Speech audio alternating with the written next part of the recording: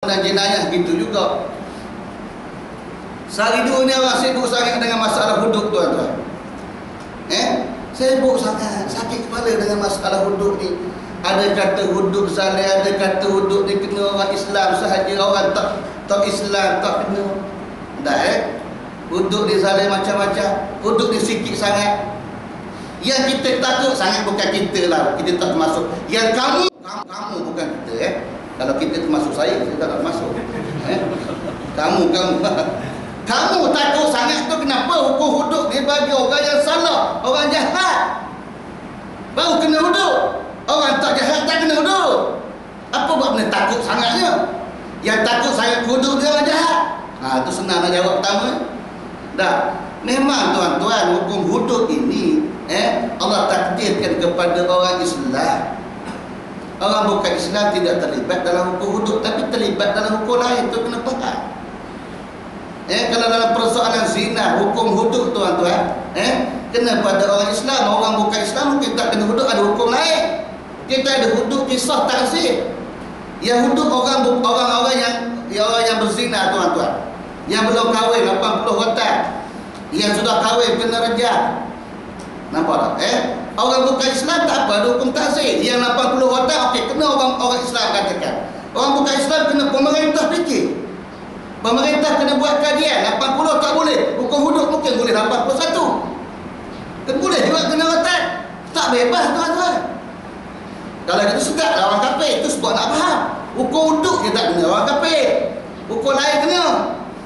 Tak boleh nak bebas sewenang-wenang. Ada dalam kata Rasulullah sallallahu alaihi wasallam tak ada hukum hudud, ada. Cuma tidak banyak pelaksanaannya. Sebab Nabi yang jaga. Pemerintah agung ni Nabi.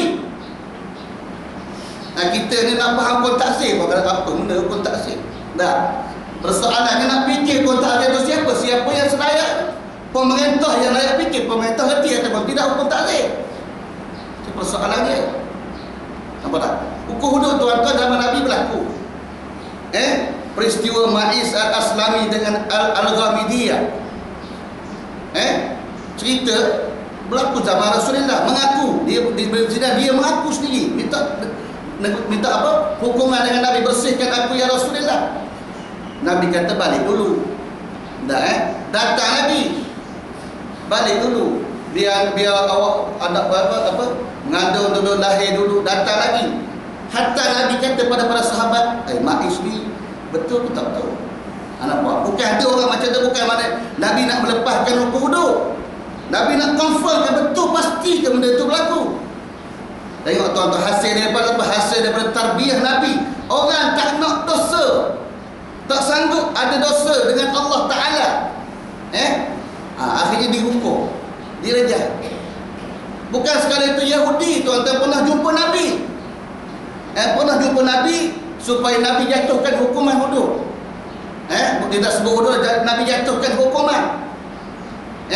Kemudian Nabi kata apa ada hukum yang ada terdapat dalam kitab Taurat.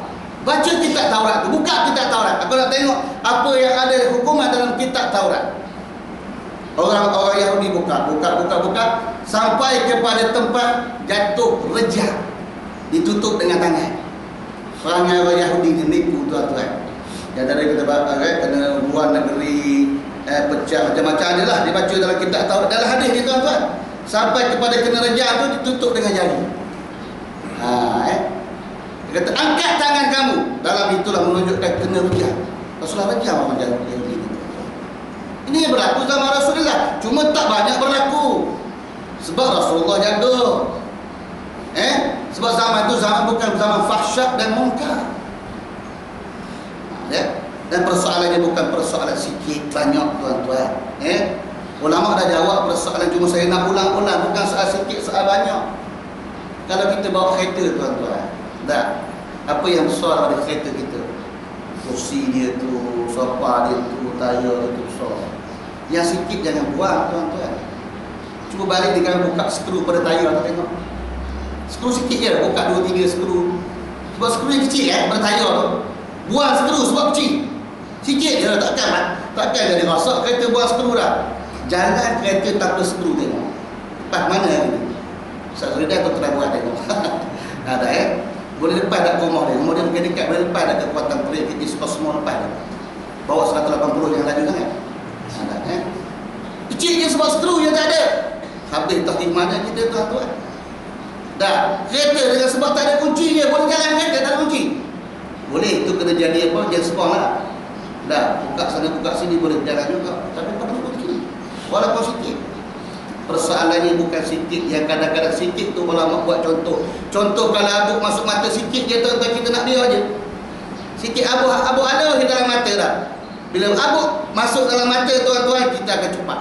Nampak tak? Ambil air selang muka dalam tapawir apa tu, ambil dekat paip tu, nak buang benda sikit masuk dalam mata, bahaya. Nampak tak?